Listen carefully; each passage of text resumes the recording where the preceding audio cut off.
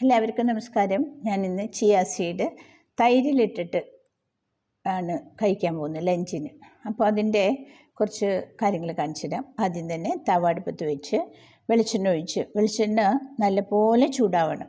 നല്ലപോലെ ചൂടായതിന് ശേഷം മാത്രമേ കടുകിടാൻ പാടുള്ളൂ, അല്ലെങ്കിൽ കടുക് കറക്റ്റായിട്ട് പൊട്ടില്ല. അപ്പോൾ നല്ല ചൂടുള്ള വെളിച്ചെണ്ണയിലേക്ക് കടുക് ഇട്ടു. കടുക് ഇപ്പോൾ ചട്ടപ്പടേന്ന് പൊട്ടിക്കൊണ്ടിരിക്കുക. ഈ കടുക് നല്ലവണ്ണം എല്ലാ കടുകുകളും പൊട്ടിക്കഴിഞ്ഞതിന് ശേഷം നമുക്ക് ഉഴുന്നും പരിപ്പ് അക്ക ഉഴുന്നും പരിപ്പ് പൊട്ടാത്തത്, സ്പ്ലിറ്റഡ് അല്ലാത്തത് ഇട്ടിട്ട് അത് കടുക് കണ്ടില്ലേ നല്ലപോലെ പൊട്ടിക്കഴിഞ്ഞതിന് ശേഷം മാത്രം ഉഴുന്നും പരിപ്പ് ഇട്ട് നല്ലപോലെ ഇളക്കി കൊടുക്കുക. അതൊരു ഗോൾഡൻ കളറാവുമ്പോൾ, കരിയരുത്, ഗോൾഡൻ കളറാവുമ്പോൾ വീട്ടിലുണ്ടായിട്ടുള്ള കാന്താരി മുളക് റെഡ് കളറ് പഴുത്തതായിട്ടേക്കണേ, അത് ആവുമ്പോൾ നല്ല ഭംഗിയുണ്ടാവും തൈരിൽ കിടക്കുന്ന കാണാൻ. അതിട്ടു. നല്ല വീട്ടിലുണ്ടായ പെസ്റ്റിസൈഡ്സ് ഒന്നും അടിക്കാത്ത വീട്ടിലുണ്ടായ നല്ല കറിവേപ്പില, ഫ്രഷ് കറിവേപ്പില ഇട്ട് മൂത്തതിന് ശേഷം നമ്മൾ റോസ്റ്റഡ് കപ്പലണ്ടി റോസ്റ്റ് ചെയ്താണ്. പക്ഷേ തൊലി കളയണം.